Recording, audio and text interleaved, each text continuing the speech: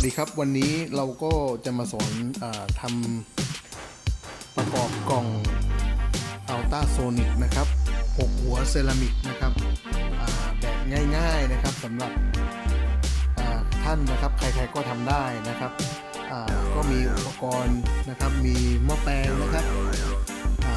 ซัพพลายนะครับแปลงจากไฟ AC เป็นไฟ DC นะครับแล้วก็มีหัวอัลต้าโซนิกนะครับมีกล่องนะครับเป็นกล่องทัพเปอร์แวร์นะครับคุณภาพจะดีหน่อยพลาสติกเขาจะดีแล้วก็เหนียวนะฮะ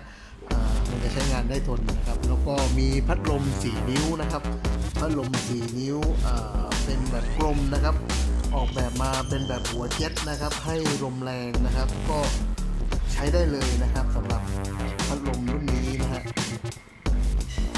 โอเคนะครับเดี๋ยวลองดูนะครับผมว่าไม่ยากเลยนะครับสำหรับท่านที่ต้องการจะประกอบ